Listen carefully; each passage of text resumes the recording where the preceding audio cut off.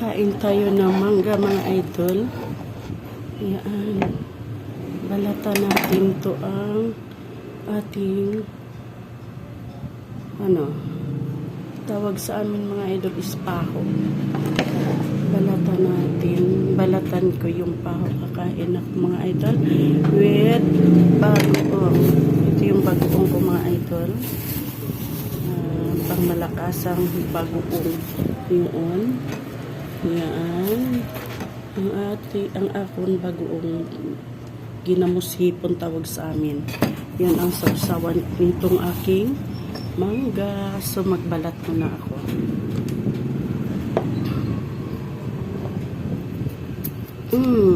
Yan siya mga idol. Hilaw as in talaga.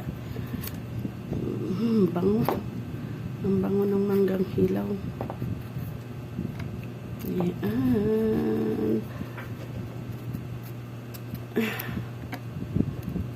Ang aking kutsilyo is habol. Hindi matalim kasi sinasadya po namin to na hindi matalim gawang gumagamit ang anak namin. Pag matalim, delikado, baka masugat siya. Kaya di namin talaga pinapatalim. Kaya kaso lang pag kaming gumagamit sacrifice gawang hindi talaga siya matalas. Ang delikado pag matalas yung aming junakis magagamit. So ngayon ito na siya mga idol. Ang kabila hindi pa nabalatan. Ang kapila lang. So ganito na siya mga idol. Hihiwain na natin kasi sausaw na natin sa pangmalakasang bagoong. Okay. Kukuha tayo ng bagoong.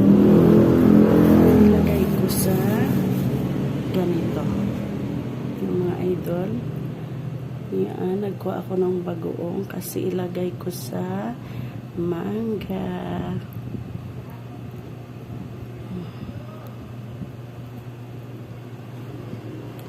Kailangan konti-konti lang siya. Hahatiin natin. Yun. Ay, nalaglag na siya.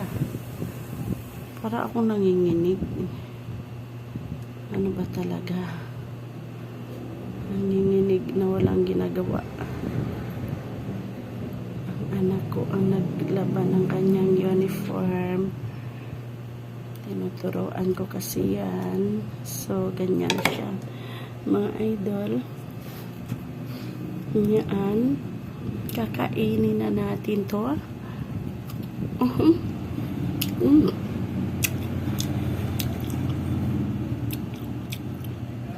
Sarap. Gusto mo, nak? Ayan ito. Asam. Sarap na asim mga idol.